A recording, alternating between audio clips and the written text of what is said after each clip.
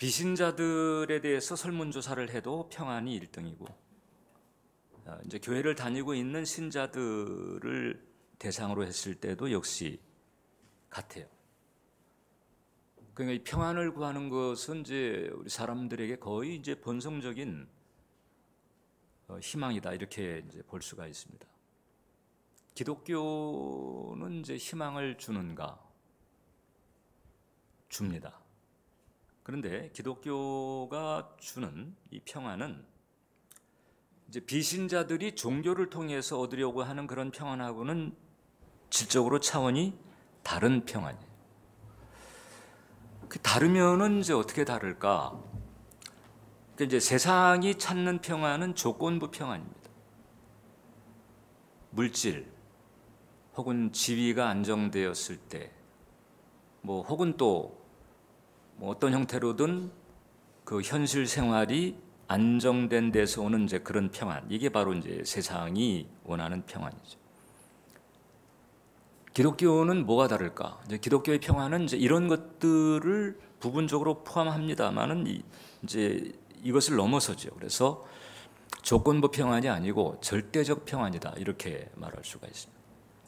환경이나 조건에 제약을 받지 않아요. 좋든 나쁘든 어떤 상황에서도 끊어지지 않는, 꺾이지 않는 그런 평안, 이것이 바로 이제 기독교가 주는 평안입니다. 그럼 기독교는 어떻게 해서 이제 이런 평안을 줄까? 어떻게 이 조건부 평안에서 절대적 평안으로 넘어가는 것이 가능할까? 그게 이제 첫 번째 세계관의 차이가 이제 그런 평안의 차이를 가져오는 거죠. 자, 세계관이라고 하는 단어를 이제 우리 은정에서 여러분들이 종종 듣고 있습니다. 앞으로도 계속해서 이 세계관이라고 하는 단어는 여러분들이 이제 익숙해야 합니다. 세계관은 뭘까? 세계관은 이제 세계를 보는 관점 혹은 세계를 인식하는 틀 이렇게 이제 말하는데 그 세상을 보는 안경입니다. 이 세계관에 따라서 어떤 가치관, 어떤 인생관이냐 이제 이런 게 결정이 되거든요.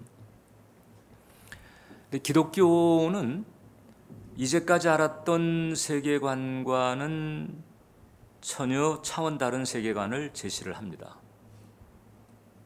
그래서 우리는 이제 그것을 진리라고 합니다. 그러니까 이 기독교가 제시하는 세계관을 진리라고 할 때에 그러면 기독교에 귀의하지 않았을 때 혹은 중생 이전의 상태의 우리의 세계관은 비진리, 쉽게 말하면 거짓에 바탕했던 세계관이었다 이렇게 말할 수가 있어요. 비유하자면은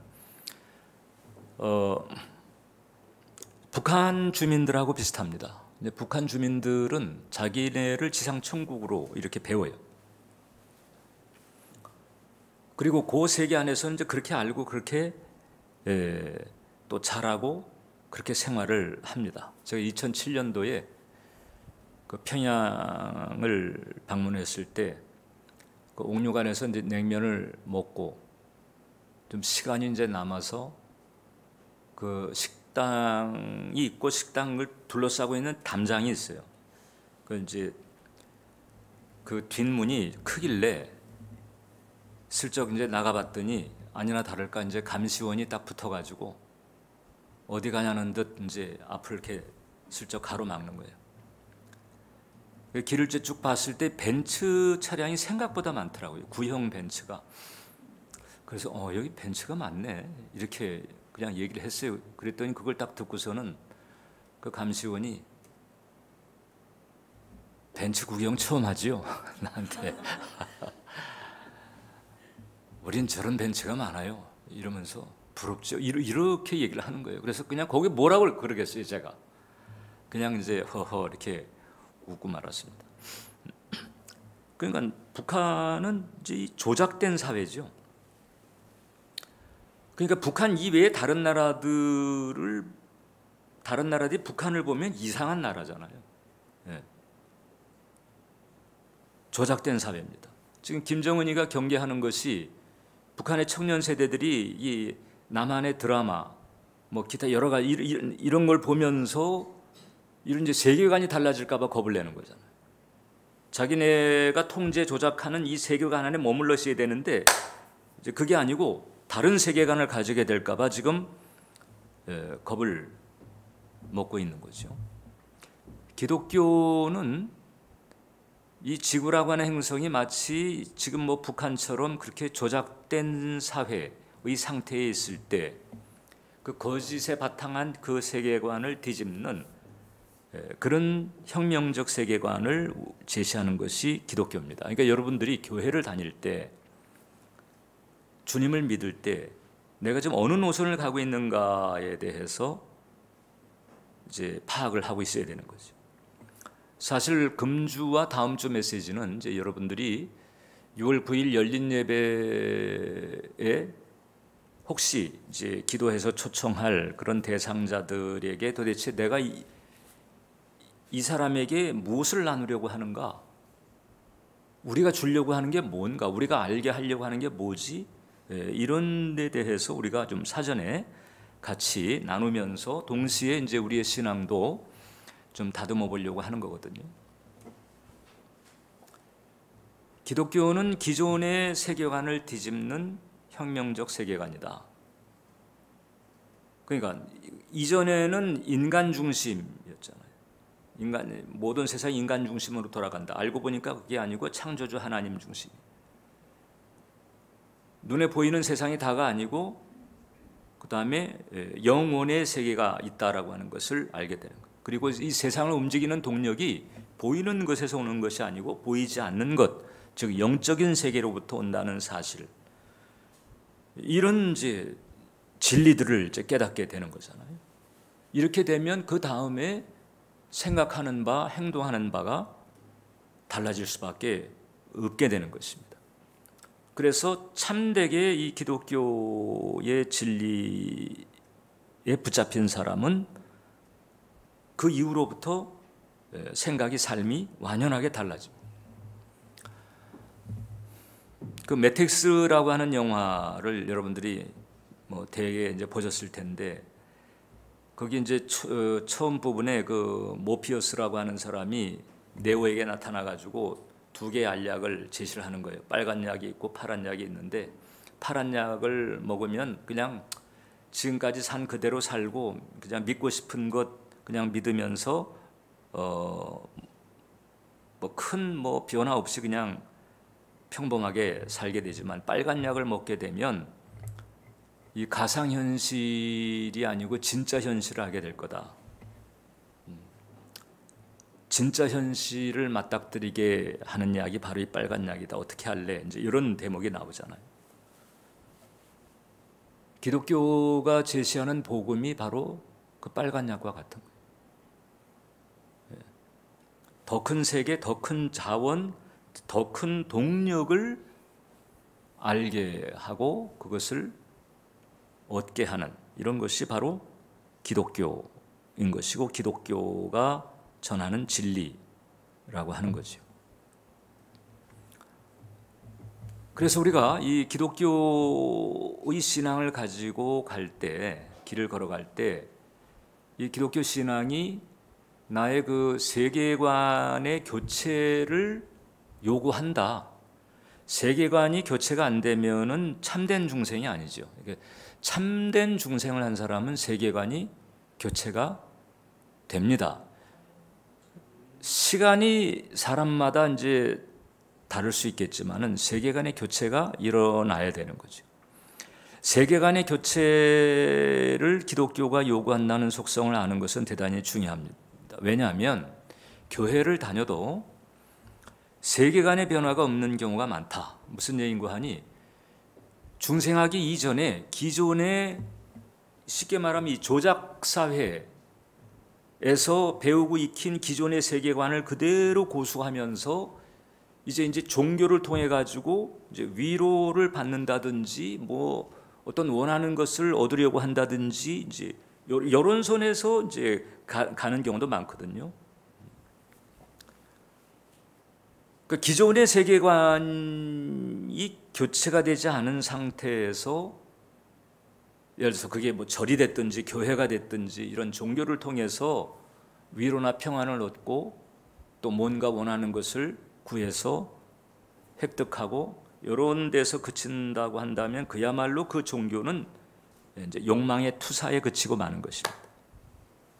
진짜 신을 만나는 게 아니고 그냥 욕망의 투사인 거예요. 그러나 정말 세계관의 교체가 내면에서 일어났다. 그 진리의 말씀을 통해서.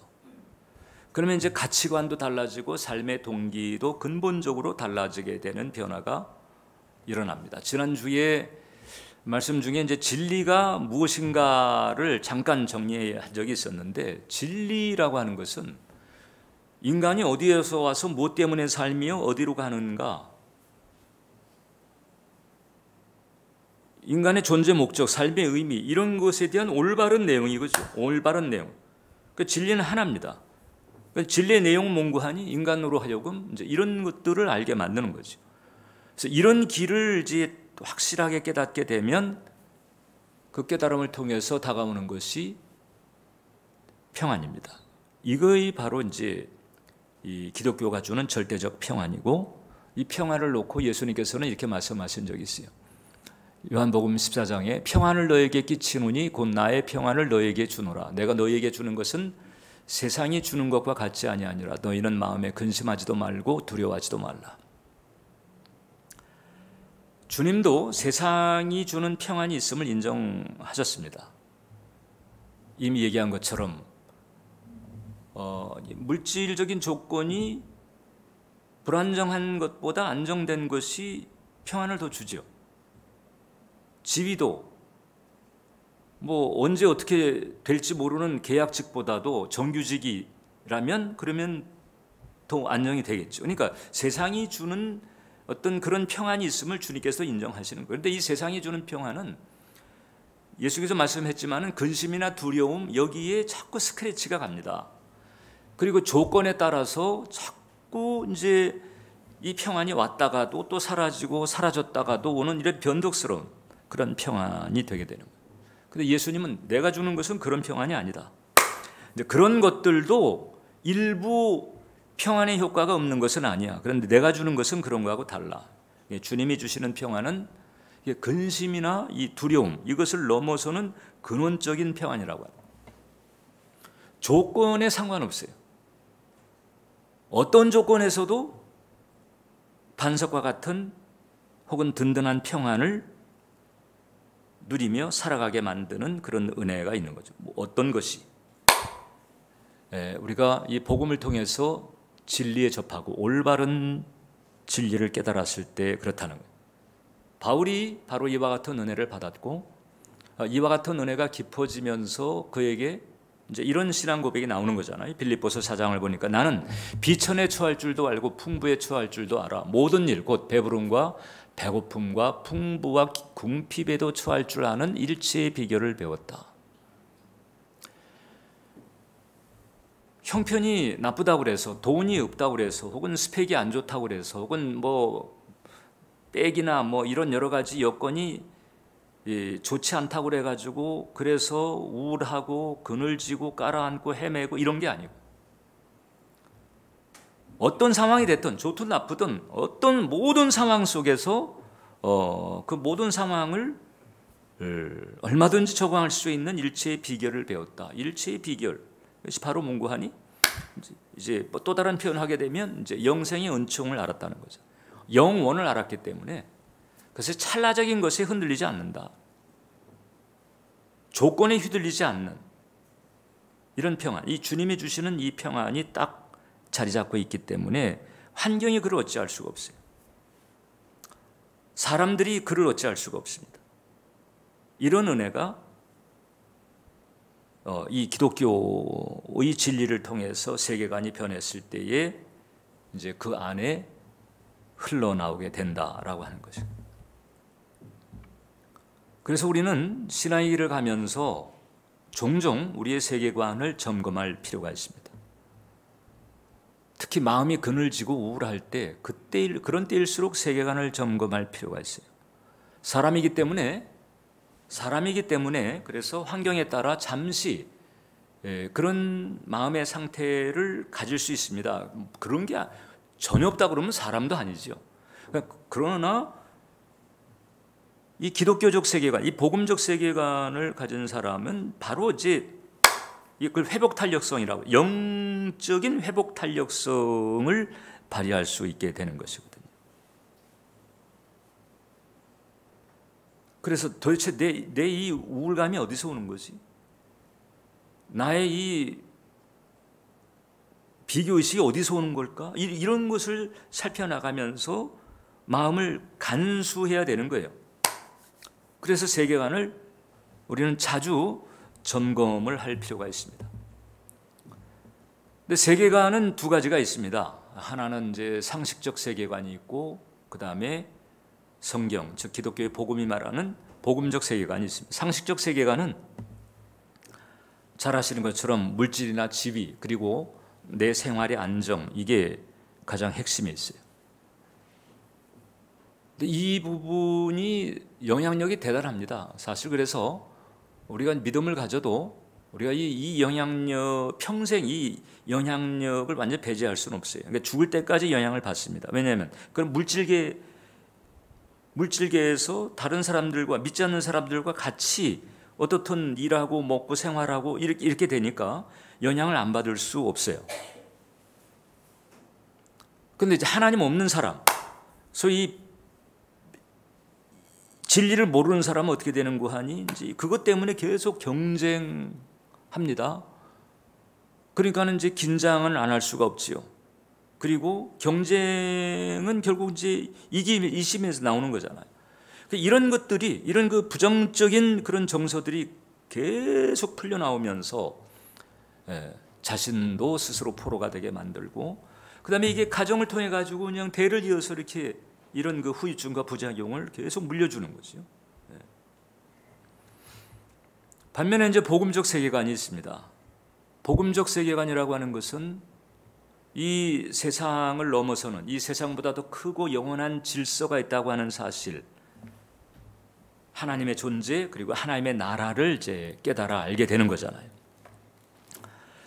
자, 그러니까 이제 이런 기준에서 이렇게 보게 되면 이 세상이라고 하는 환경은 마치 국제적인 국제 정치의 관점에서 봤을 때 북한 사회가 조작 사회인 것처럼, 하나님 나라의 그 진리의 관점에서 봤을 때 이 세상이 조작 사회인 거예요. 이것을 깨닫게 되면, 그럼 내가 지금 어떤 기준을 가지고 어떻게 판단할 것인가, 이게 이제 나오는 거잖아요.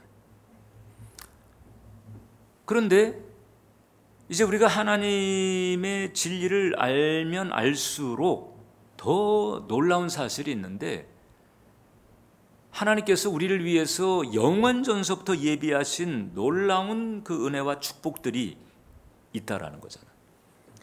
그래서 지금도 하나님께서는 우리에게, 믿는 사람에게는 더 말할 나위도 없지만 믿지 않는 사람에게조차도 말씀하시는 거예요. 너희가 원래 그렇게 살 존재가 아니었어.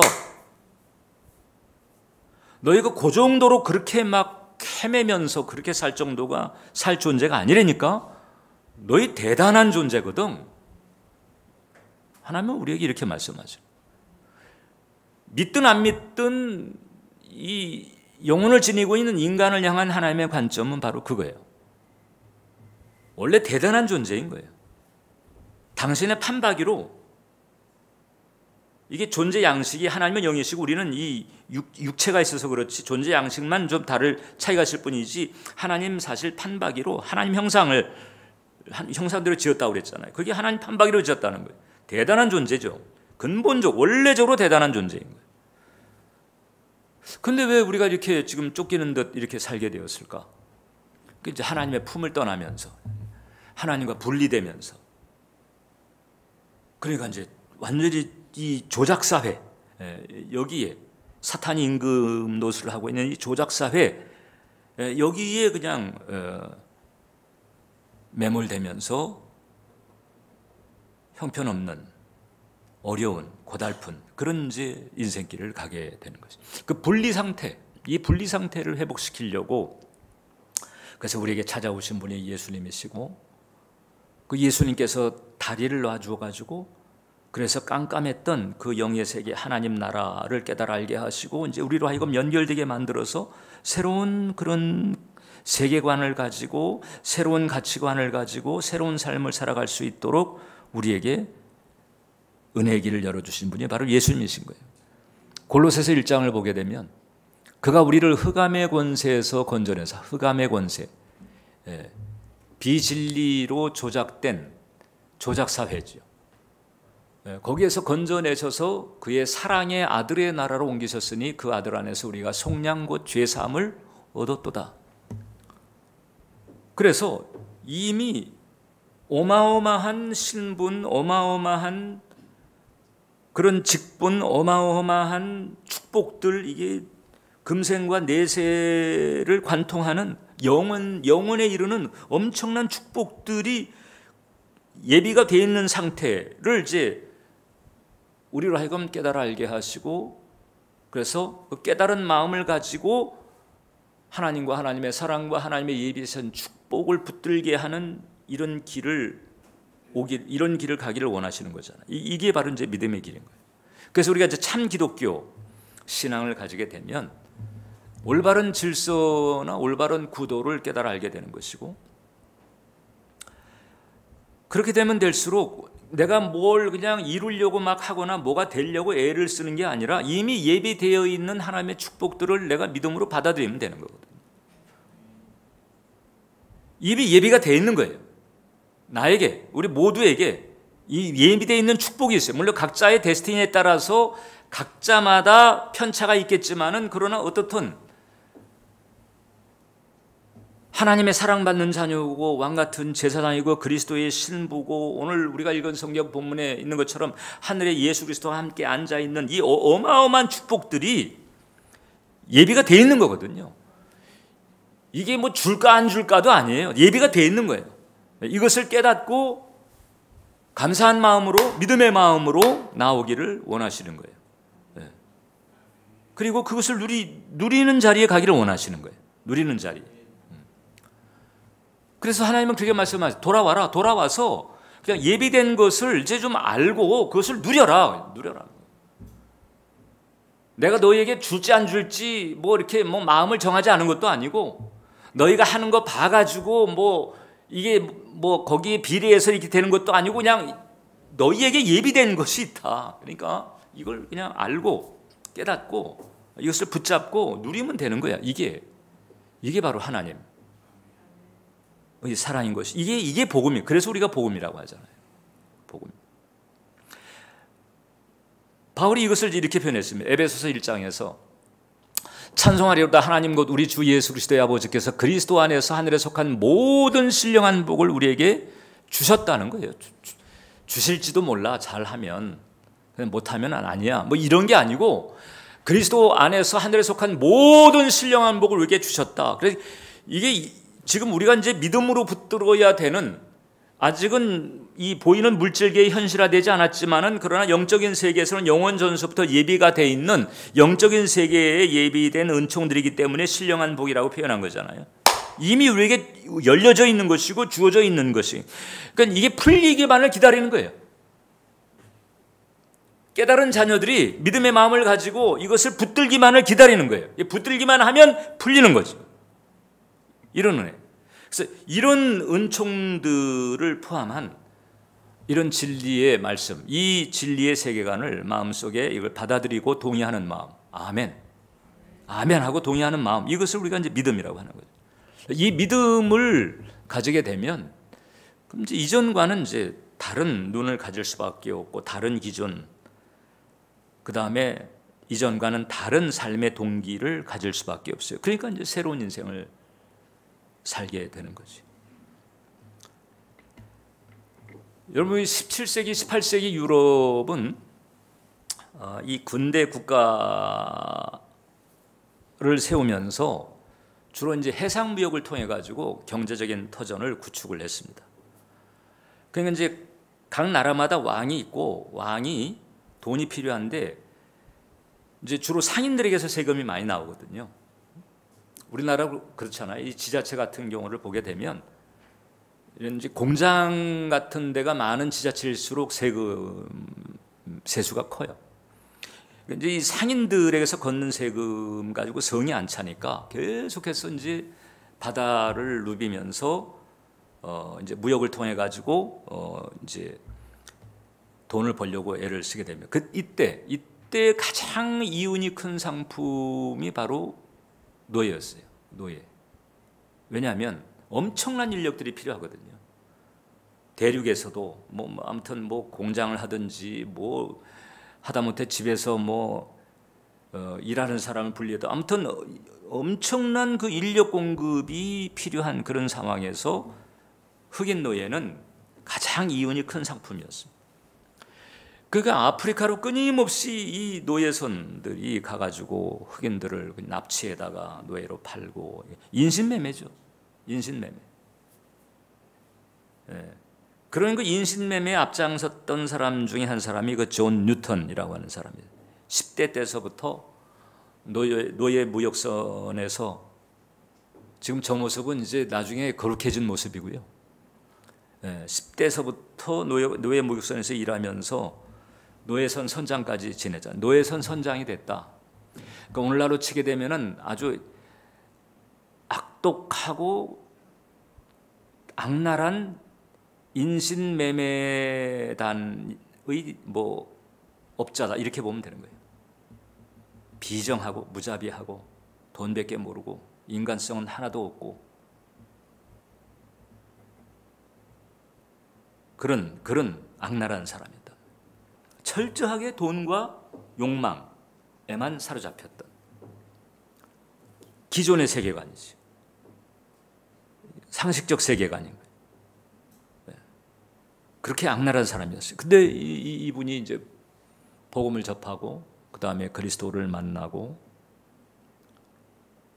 그리고 은혜를 통해 가지고 이제 새로운 세계관이 그의 내면을 이렇게 이제 터치를 하면서 변화를 시킵니다. 새로운 세계관을 접하고 그 새로운 세계관을 가지게 되면서 완전히 이제 삶이 달라지고 극적인 전환이 일어납니다. 그래서 나중에 이제 목회자가 되죠. 근데 단지 목회만 한 데서 끝나는 게 아니에요. 노예 해방하는 데 앞장서게 됩니다. 노예선 선장이었는데, 노예 상인이었는데 노예를 해방시키는 데에 앞장을 서게 됩니다. 그러니까 잔인한 인신매매 악덕업자였는데 이 사람이 사회복지가가 되고 영혼을 갉아먹던 사람이었는데 이제 영혼을 치유하는 치유자가 되는 거예요. 완전히 삶이 달라요. 이렇게 사람을 어떻게 달라지게 할 수가 있을까? 이게 이 복음적 세계관이 들어가면서 그렇게 달라지는 거예요. 그 30세에 그래서 이제 신학을 공부하고 그다음에 목회자가 돼서 82세인가 이제 그때 이제 소천을 했는데 82세 되는 그때까지도 자기가 이전에 저질렀던 죄에 대한 부끄러움이 있었던 것 같아요. 그래서 82세가 되었을 때 이제 마지막 설교를 하게 됐는데 그때 이제 이런 얘기를 했답니다. 사랑하는 성도 여러분, 내 기억은 이제 희미해졌지만 지금도 똑똑히 기억하는 두 가지 사실이 있습니다. 하나는 내가 과거에 엄청난 죄인이었다는 것이고 또 하나는 그럼에도 불구하고 하나님은 나를 버리지 않으시고 예수 그리스도를 통해 나를 구원하셨다는 사실입니다. 이게 단지 영혼이 지옥에서 건진받은 데서 끝인 게 아니잖아요. 본인은 과거의 죄 때문에 부끄러움이 있고 생각할 때마다 낯을 들기가 어려웠겠지만 이미 영원전서부터 그를 위해서 예비되었던 하나님의 축복이 풀어지는 거잖아요. 그리고 하나님과의 관계에서는 그런 그 은혜의 길이 활짝 터진 거죠. 그럼에도 불구하고 죽는 그날까지 자기가 어떠했다는 사실을 잊지 않았습니다. 아까 그 오바마 대통령이 그 찬송을 부를 때 그 가사가 그게 나 I was lost, I was blind. 나는 길 잃은 자였고 나는 장애인과 같았다 이거잖아요. 기존의 세계관이 바로 그거죠. 조작된 사회에서 길을 잃고 헤매는 존재처럼, 그 다음에 마치 장님처럼 그렇게 지냈다가 이제는 달라진 거잖아요. 기독교가 바로 이런 것입니다. 예? 여러분, 기독교가 바로 이런 것입니다. 기존의 세계관에 그냥 교회 다니면서 기도해서 응답받고 그냥 내 생활 평안하고 안정되면 됐지, 이게 아니고 세계관의 교체가 일어나고, 그것 때문에 삶의 동기가 달라지고 삶의 패턴이 달라지고, 이것이 바로 기독교인 거예요. 그러니까 여러분들도 이 세계관의 교체가 분명해야 됩니다. 그리고 여러분들이 복음을 전할 때에 내가 좀 복음 전한다고 하는 게 단지 그냥 교회 출석해봐, 뭐 지옥행 면제 받을 거야, 이런 정도 선에서 그치는 것이 아니라 이게 바로 세계관의 교체라고 하는 어마어마한 내적 그런 작업이 이루어지는 길이다라고 하는 사실을 알 필요가 있습니다.